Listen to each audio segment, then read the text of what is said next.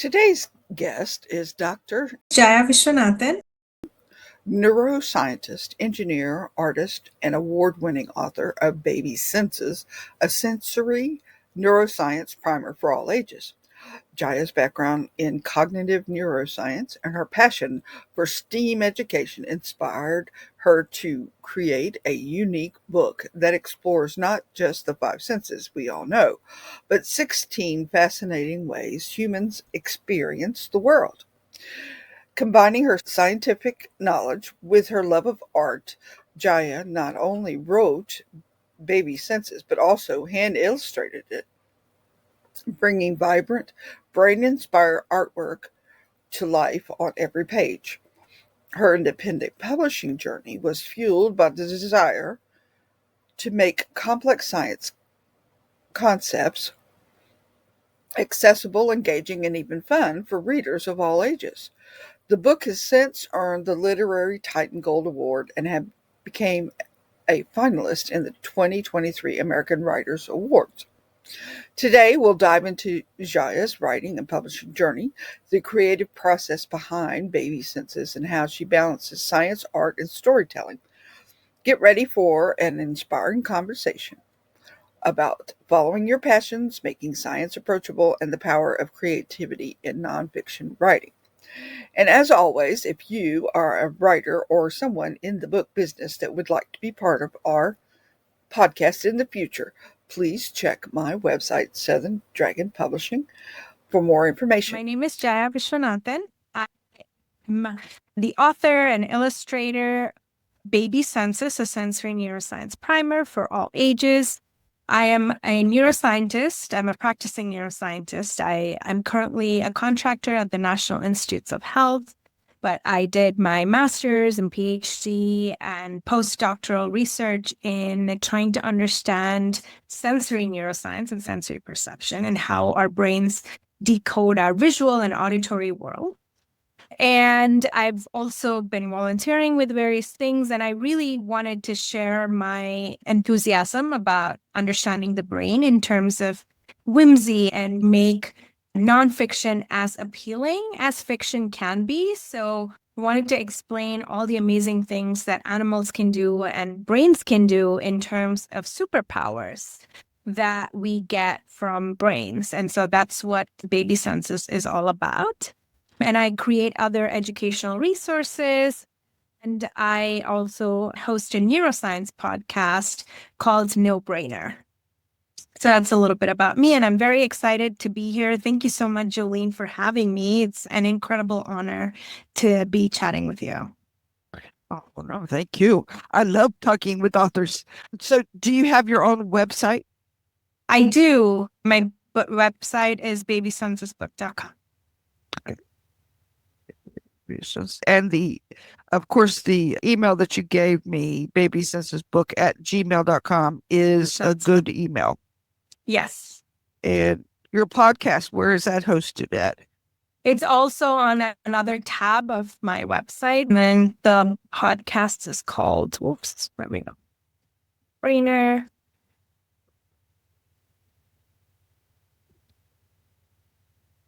Oh, cool. And are you on social media? I am. I would say most active on Instagram, but I'm on all of them. I'm on LinkedIn. And let's see. Oh, now we're going to ask writing type questions.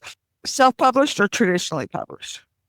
So I did the hybrid thing. And so I published with Archway Publishing. And so they took care of a lot of things that I think normally self-published authors take care of, but I still had to pitch it.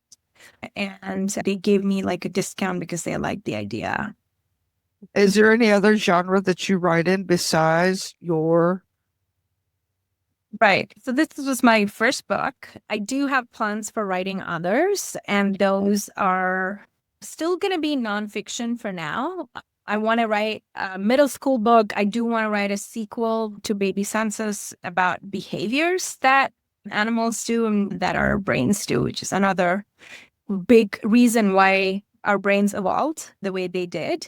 I do plan on writing others. They're in various stages. And another project that I'm working on is a workbook. So a little bit more interactive version. And so as a neuroscientist, I really believe in multimodal learning and not just the traditional like listening, sitting back and listening in a classroom setting for learning, which works for some people, but not all of us are wired the same way.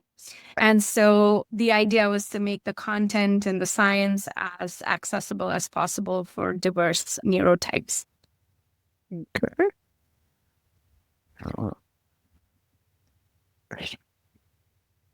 All right. So I have a listing of 200 author questions that are usually asked during an interview. So I'll jab at one here.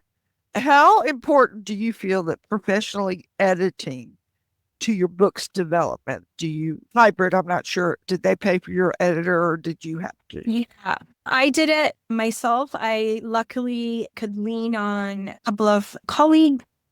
And I think as a scientist, I have been lucky to be in an environment where people have excellent communication skill.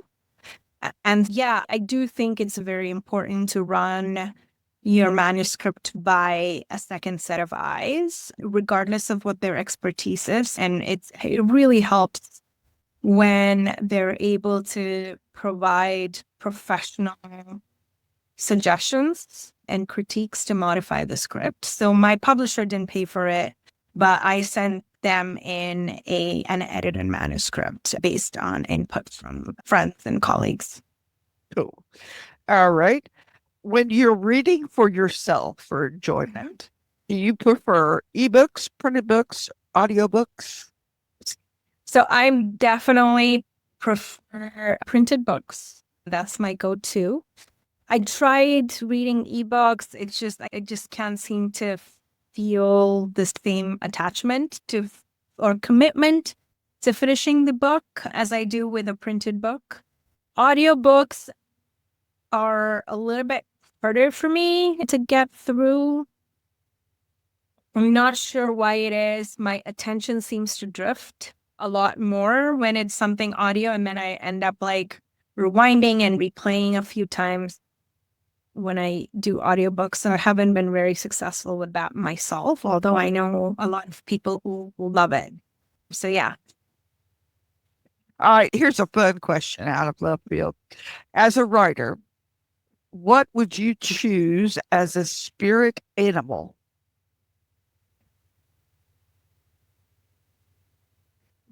I don't know if my answer is as a writer, but I've always been drawn to dolphins and whales.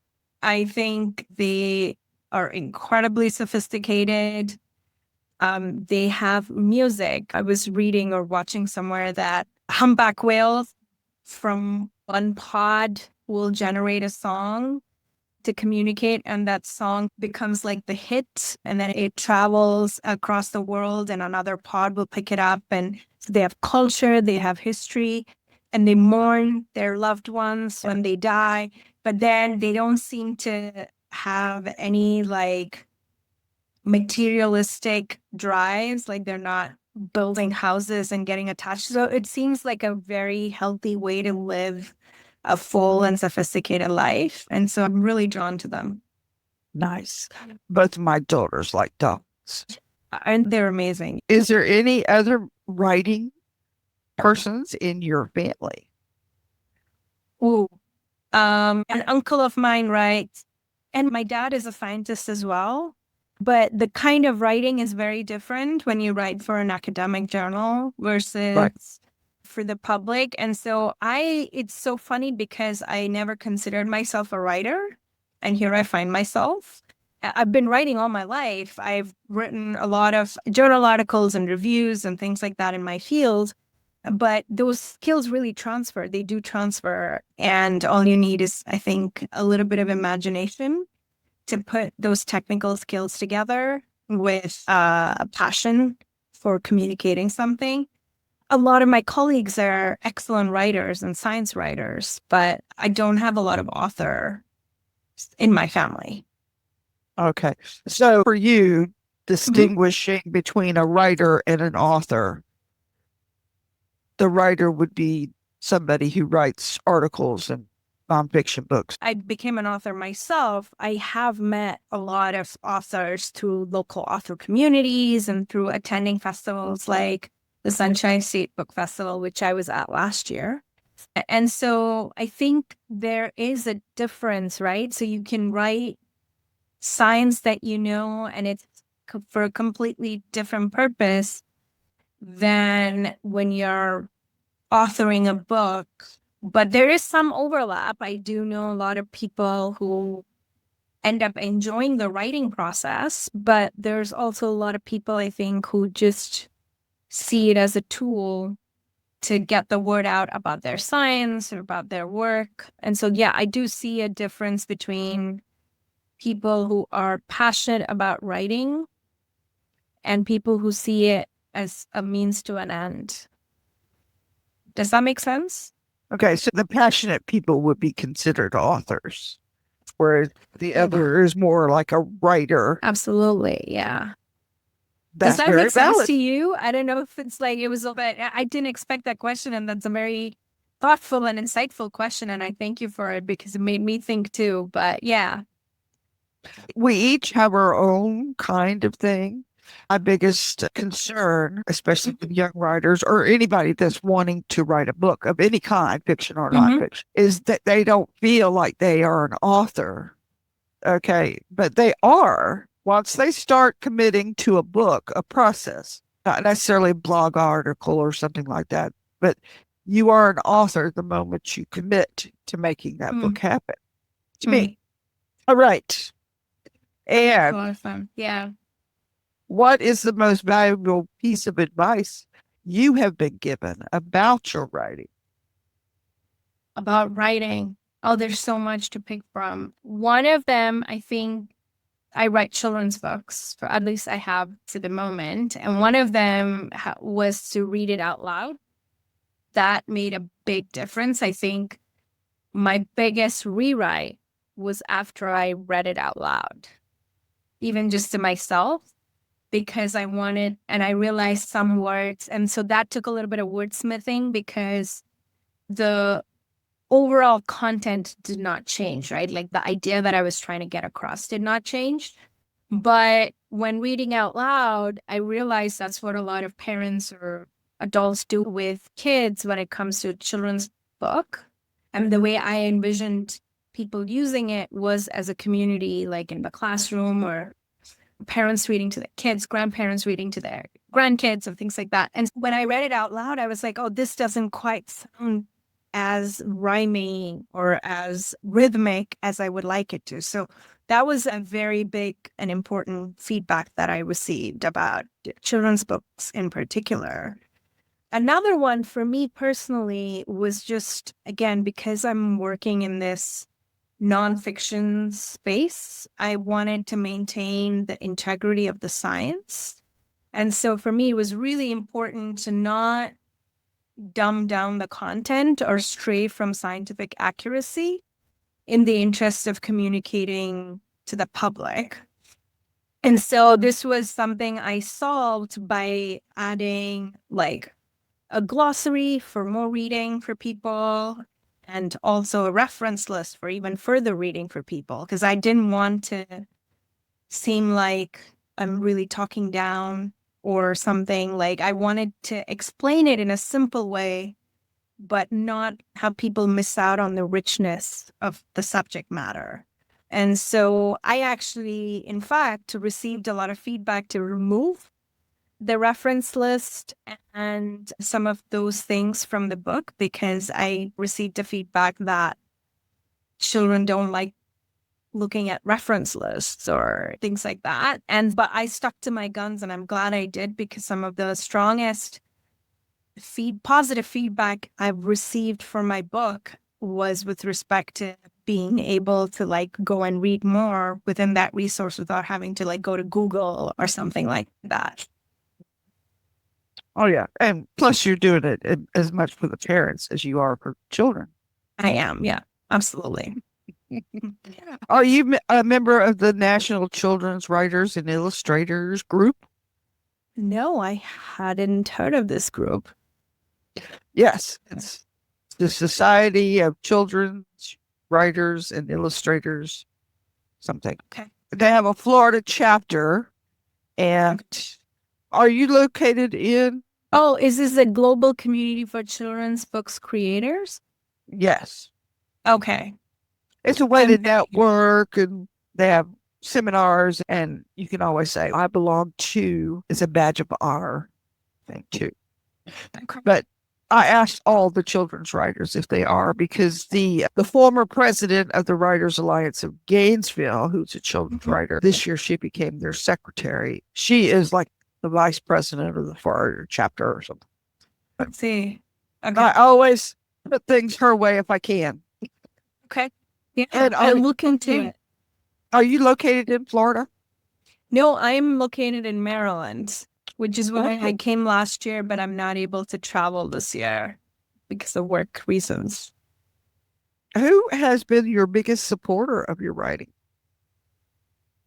My parents. They've been very much in my corner through the whole process. I've also had various colleagues. So as we talked about in the very beginning of this call, I am self-published, and I tried to have my book traditionally published, and a lot of the feedback I received was, as they're saying, children don't like nonfiction, and why would you put in a reference list in there, or no reply from agents? And so I decided to self-publish.